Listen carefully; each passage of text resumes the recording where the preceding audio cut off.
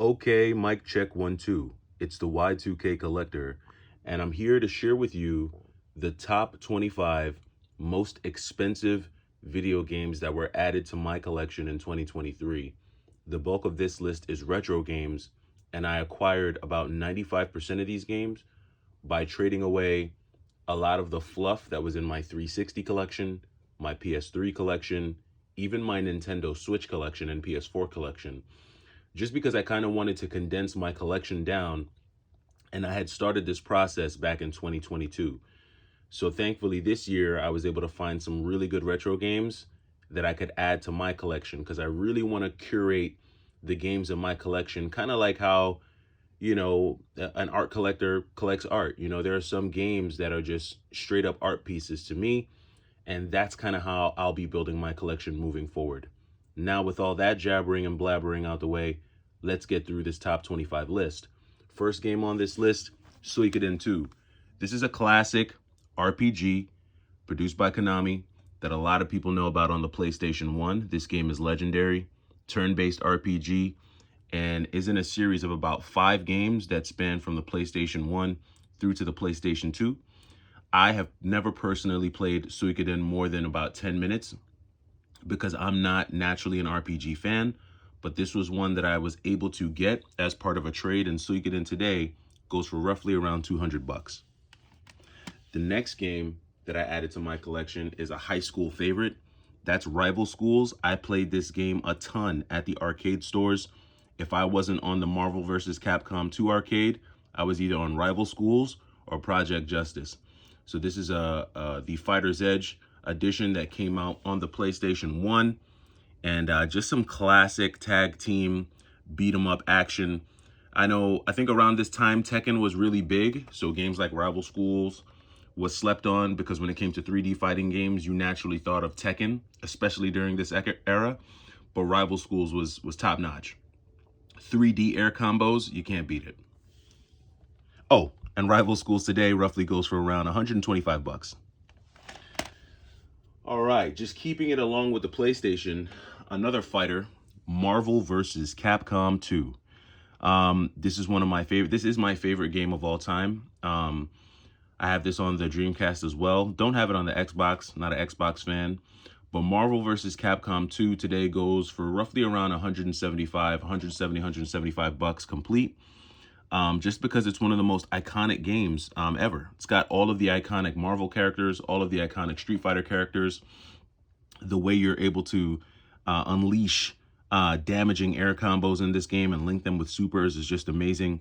I've never played another fighting game like Capcom 2, and glad to have added a complete in-box copy to my collection. And then the last of the PlayStation pickups in terms of rare and expensive would be this copy of Xenosaga 3. Xenosaga 3 is roughly around a $200 game. This is an RPG that I've never really played before or, got too much into. But as I was selling off a lot of my fluff and making trades, this was one of the games in the store available for trade. So I went ahead and picked up this copy of Xenosaga 3. So just looking at the PlayStation right now, we're already up to over 500 bucks in value just on these 4 PlayStation games. But we're not done yet. We're not even close. Now we're going to go ahead and transition into the Nintendo pickups. And this is across multiple Nintendo consoles. So why don't we start with the GameCube? Ribbit King was a game that I actually traded for. I had never heard about Ribbit King, and then when I looked it up at the time, it was a really rare game. I know this game has fluctuated in price, and at times this is worth over 200 bucks. I think right now it's probably down to somewhere around maybe between 150 and 200 for Ribbit King. But when I look at it, it just looks like a 3D, action platformer or adventure game. If I'm wrong, let me know down in the comments because I never played much of Ribbit King. I just tested it to make sure it works.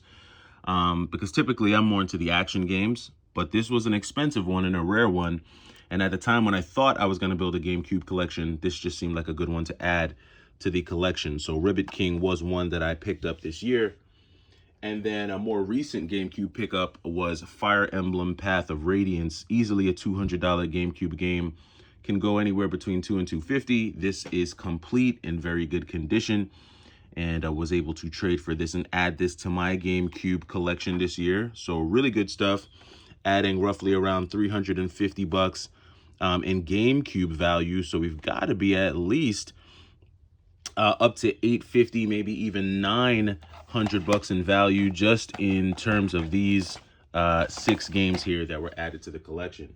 But we're not done with Nintendo, because I was able to pick up a copy of Sonic Blast Man 2. This is easily a $200 to $250 SNES game when it's just the cart. So just the cart alone, this is easily over 200 bucks, complete in box. I don't even want to start thinking about what that price is. But was able to find a pretty clean copy of Sonic Blast Man. The label isn't perfect, but it's in really good condition. Sonic Blast Man 2, and I have Sonic Blast Man, the first one. I just like what he says when he does his super. You know, the Super Nintendo really couldn't produce, voice acting very well. So whenever anyone had said anything, it just sounded funny. And I think he says, "I fight for freedom," when he does his special move. Just cracks me up every time. But Sonic Blast Man 2 isn't cheap. If you see this one in the wild, grab it, because it's an expensive one. All right, sticking with Nintendo also, we're going to change gears, going away from the Super Nintendo over to the Game Boy Advanced. Was able to get a copy of Drill Dozer, complete in box. The box is in decent shape. Not perfect, but in decent shape, all the inserts are actually really good, and the game itself is in really good condition. I actually had Drill Dozer loose, but when I was making a bunch of trades over the summer, I saw this and figured, why not get a complete in-box copy of one of the only games on the Game Boy Advance that includes a rumble feature. So if you happen to see Drill Dozer out there, check this one out. It's a good one, especially if you're a fan of the Game Boy Advance. Sticking with the Nintendo games, we have an NES game here, and that is the mighty Final Fight. I know a lot of folks think that Final Fight started on the Super Nintendo, but nah, there was a pretty sick entry on the NES, and this is one of the best beat-ups, if not the best beat 'em up on the NES. I know a lot of people might argue that maybe Battletoads is better, maybe Ninja Turtles, but in terms of just like classic beat 'em up action, graphics wise, music wise, fighting style wise, Mighty Final Fight is pretty sick. Was glad to add this one to the collection, and I thought my copy was pretty cool because it still has that old school Blockbuster Video sticker on it. Dig that, man. A lot of people hate this stuff, but this is the stuff that kind of adds character to some of these games. So was really stoked to get this one this year. Mighty Final Fight on the NES. And this, around the time I picked this one up, this game was going for roughly around $300, which is crazy for an NES game. But I think Mighty Final Fight's come down to around $250 over the past year or so. So this one's roughly around $250. Drill Dozer, complete in box at one point, was roughly around $200. I think this one is also coming in around $150, $175 for a complete in box copy of Drill Dozer. So, I mean, we're up to what is that? My math is off. Let me know down in the comments. But where are we at now? At least 1,200 bucks, 12 to 1,300 bucks with these games right here. And then my last Nintendo pickup for 2023 in terms of really, really valuable ones was this copy of Metal Warriors on the SNES. So the second Super Nintendo game that I picked up this year, the copy that I got was cart only. I got this little aftermarket case to keep it safe. But I really dig this game. This is probably my favorite Super Nintendo game. And I didn't think it would be because I have a lot of really cool Super Nintendo games that I like. But Metal Warriors takes the cake, man. This is like next level detail when it comes to the sprite work and the gameplay and the action. I love this game. Metal Warriors is sick. I had heard a lot about it and slept on it because I was like, man, that game isn't worth that. But nah, Metal Warriors might be worth it. This is like a $450 to $500 game for just the loose cart. I've seen a complete in box copies of this game go for well over $5,000. I've seen some of them auctioned off for around $10,000 just because it's a really rare game. But Metal Warriors was one that I was glad to add to the collection. And adding Metal Warriors to the bunch bumps this up easily to around $1,800 for these games. $1,800 to $2,000 for these games here. All right, now we're going to shift gears a little bit and start talking about some Neo Geo, because I did have some pretty cool Neo Geo pickups this year. We'll start with the Neo Geo Pocket Color. Now, for those of you who don't know, I do have a complete in-box Neo Geo Pocket. I've only got a couple games for it, which is Bust a Move and Metal Slug First Mission. But I was able to pick up a copy of Metal Slug Second Mission for roughly half of what the current price charting value is right now. And I think Metal Slug Second Mission goes for somewhere in the neighborhood of around 150 to 175. I've seen this game push $200 complete in box. My copy has a little bit of a scuff on the reflective metallic, piece right there, but it is complete in box. The cart is in great condition. The manual is in great condition. And I had never really owned a complete in box Neo Geo Pocket game before. So this is just a really amazing timepiece for me, because this came out actually when I was in junior high school, and I was still on the Game Boy Color at the time. And one of my good friends actually had a Neo Geo Pocket Color, and he just blew me away with this game because the detail, the voice acting, when he picks up the gun, the heavy machine gun, you actually hear it, heavy machine gun. They say it in this one, which they don't in the first one. So I was glad to get this one. Metal Slug is actually a really cool game. Check that out if you like Neo Geo. Got some more Neo Geo heat for you right here. This is a loose cart for the AES. So in 2023, I did pick up a Neo Geo AES. And one of the games I got for it was Alpha Mission 2, or Last Guardian. Yeah, Last Guardian Alpha Mission, I think is what this is called, for the Neo Geo. This is pretty much a top-down shooter. Pretty cool game. Not the best shooter that I've ever played, but decent. Alpha Mission probably goes for around 150, 175. These Neo Geo games are a minimum $200 a pop, especially when they're complete. But this is loose, so was able to get a deal on this. I think I probably paid, in terms of trade credit, I probably paid roughly around $100 for this in trade credit. At the time, the store that I picked this up from, I think they were having a little bit of a promotion, but was glad to get that. And then the last Neo Geo game that I picked up, because I bought the console and a couple games at the same time, was this sick boxed copy of Magician Lord for the Neo Geo. I actually popped this in right after I got it and decided to give it a shot. The game itself is pretty cool. It's fun. It does play in English because the Neo Geo, I guess it automatically converts.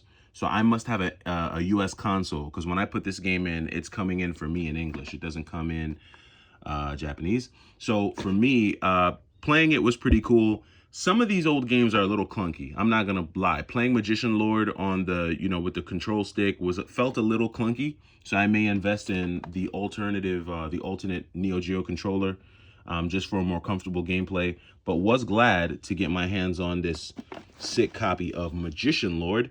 And Magician Lord is roughly a $350 to $400 game. So I've lost count right now, but we gotta at least be somewhere in the neighborhood of $2,400 to $2,500 just with these games right here. Sorry, I had to take a swig of coffee, but I know we're up to at least $2,500. But let's keep going.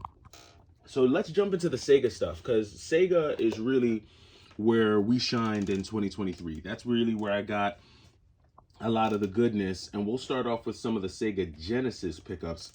A lot of space shooters.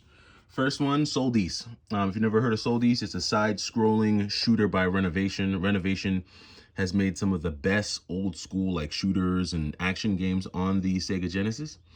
And this was one that I traded for earlier in the summer. At the time when I got this game, it was roughly around 180, 175, 180. Soldice has come down a bit. Probably you can get this game complete in box somewhere between 150 and 175. My copy, like most, if not all of my games, are complete in box with all the inserts, which is kind of hard for this one. These Renovation games, they're hard to find complete in box in the wild, but I did find this in the wild. No eBay here, very little eBay here. Probably one game was purchased out of all this bunch on eBay. But anyway, Soldice, this was a good add to the collection. Great Sega Genesis shooter. And then along with that family was Gears, which kind of follows that, also by Renovation, came out around in that same era of space shooters, side-scrolling space shooting games. These are fun games. They're good games. They're not the best space shooters available on the Genesis, but there's some good ones and there's some rare ones. And they've got history to them, and they were available when I was making trades. So added these two classic space shooters to the collection. Easily, like I said, 150 to 170. This one right here, Gears, is anywhere between 120, 150. So that adds another roughly around $250, $300. into the total pot, which brings us somewhere in the neighborhood of maybe around 2,800 or so. We got another one here, Mazen Saga. This one's actually pretty cool. This is like a hack and slash beat 'em up style game, where the bosses, you fight these large kaiju style bosses. And this one is actually really cool. This one is around 125 to 150. This is another great Sega Genesis edition that I was able to pick up this year, complete in box as well. Another Sega Genesis banger that we got this year was Gunstar Heroes, the original Gunstar Heroes on the Sega Genesis. Like Metal Slug, like Contra, this is a game that defines a genre of that run and gun action shooter. And when I saw this at the game store, had to get it, especially when it was available for trade. I mean, just look at those screenshots, the colors, the explosions, the nonstop heart-pounding action of Gunstar Heroes. Of course, like them all, I'm going to stop opening these, but of course, like all my pickups, complete in box, was stoked to be able to add Gunstar Heroes to the collection. This is easily a $125 to $140 Sega Genesis game that was added. So I think it's safe to say we're probably roughly somewhere in the neighborhood of around 3,000 bucks right now. And then the last Sega Genesis game that was added was this really clean copy of Castlevania Bloodlines. Now, this one is not complete in box. It breaks my heart to say that, because typically I only pick up complete in box. But I picked this one up because the actual case and art cover were immaculate on this Castlevania. And I'm trying to give you a close-up because there's not a, maybe like a little ding right there, but I mean, this case and manual were, I mean, the case and box rather, and the artwork were just so clean that I had to grab it. I figured, you know what, I will find a manual, hopefully as pristine to match the game case and cart. But if you look at that Bloodlines, that's really good. And then when you open it up here, even the cart is immaculate, right? So when I popped it open, I was like, oh, this cart is super clean too. So I took the cart, took the little insert here, took the case, because a lot of times when I see people trying to complete these online, or they piece these out, sometimes they'll charge maybe 50 to 60 for the case. I've seen 100 just for the case. Might try to charge 100 for the manual and the cart. So hopefully I can find a manual to complete that. But that was so clean. I was just glad to be able to add that to the collection. All right, we're down at the home stretch. We're almost done. We're getting down to probably our 6 most expensive pickups for 2023. Let's dive right into it. I have this on the Vita, download only, but was stoked when I found a clean copy of Herc's Adventures for the Sega Saturn out in the wild this summer. Traded up some Switch games for this bad boy, but was glad to get it. This one is getting harder and harder to find, like most of these retro games. But Herc's Adventure is cool because it's like a top-down beat-em-up game. Pretty interesting. Playing on the whole theme of Hercules, of course. Again, complete in box. This one, it wasn't in the best condition in terms of Saturn games, you know, but I was glad to find it because at the time that I got this game was easily pushing 300 bucks. Right now, Herc's Adventure averages somewhere around 250, 275 on the Sega Saturn, but it's a sick game. If you have a chance to check it out, I would say check it out on the Saturn. Here's a cool little RPG for you. They know nothing about this, but I do know that it was made by Working Designs. It is an RPG, an acclaimed one at that, and one that I'm willing to check out. You know, these RPGs on the Sega Saturn and the Sega Genesis and the Sega CD, you know, these are the ones that I'm interested in because these are the originators. You know, a lot of the RPGs that folks are playing today really are spin-offs of like the Chrono Triggers and some of those classic Sega CDs, Sega CD games and PlayStation 1 games, the Lunars, the Vays, things like that. So Vay is a cool one that I'm interested to check out. We'll check that out soon enough. Here is probably one of my favorite pickups of 2023, Lords of Thunder. Side-scrolling, shoot 'em up. It's basically a shoot 'em up, where the main character kind of gets that, you get power-ups throughout the game, and as you power up your weapons, they obviously increase in damage. They cover more screen territory. They kill more enemies. But you can use power-ups. You can do upgrades. There's a store that you can go to upgrade your weapons, upgrade your armor, upgrade your shields. So I like the whole I like the fact that you can customize your attributes and skills and powers and abilities in this one. But really what sets this one apart is the colors, the gameplay, and the music. Lords of Thunder is sick. My copy isn't the best copy. It isn't the cleanest copy I could find, but it is complete. I'm glad about that. I'm glad the manual is in decent shape, not in the worst shape. But Lords of Thunder is easily a $400 game. So if you find it in moderate condition, I'd say grab it, because this one is an expensive one. And I think you can only get that on the Turbo Graphics and I think the Sega CD. I'm not sure if there's another way to play it. Maybe, I don't know. Let me know down in the comments. I think there's a few consoles that game was on. Next up, we've got Lunar, right? So I don't have all of the Lunar games. I only have this one because it was in the store when I traded for it, and it was super clean. I mean, this thing was minty fresh. Not gonna open it. This Lunar is actually pretty sick, but it is an RPG, one that I do plan on diving into. I'm all about just trying new things in 2024. And I know I've pushed RPGs off to the side for a really long time, but I'm gonna stop hating, and I'm gonna start showing those a little bit of love. All right, second to last, we've got House of the Dead.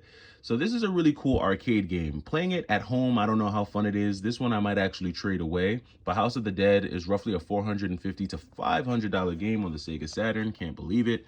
Stupidly expensive. But this is basically a point and shooter game. So this works best if you have the if you're playing on like a CRT TV and you have the light gun. You'll have a blast with this on a Friday night. I have neither of those, so I don't find myself playing House of the Dead much. But this is one of the most expensive games that I picked up in 2023. And if you happen to see it in the wild, do not sleep, because that one is an expensive one. All right, now we're down to the heaviest of heavy hitters in 2023, and the crown goes, of course, to this copy of Burning Rangers. Burning Rangers at one point was going for $1,000. I think right now it's leveled off roughly somewhere between $650 and $700. But this is an action 3D platforming game where you're this futuristic firefighter and you're going through these rooms to save people from burning buildings, rescue them. You know, you collect these gems that kind of help with health and help with your powers and your booster pack. You know, you have like a little booster that helps you get from platform to platform. And this is just a very, very cool Sega Saturn game. This reminds me of Silent Bomber. It gives me Silent Bomber vibes when I play it. But both came out in that 1998 to 2000 era when, you know, just the games were changing. 3D was coming more popular, and you know, it was just a different time in gaming. But I was so glad to add Burning Rangers to the collection in 2023. And yeah, when you factor that in, I don't know how much we have in games here. I couldn't keep track, but it's got to be somewhere between $3,500 and $5,000 in games, and all of that just by trading away a lot of the fluff in my collection. Let me know what fluff you've gotten rid of in 2023. I am the Y2K Collector. Thanks for stopping by. These are my top, I guess, 20 or 25 pickups for 2023. Take it easy.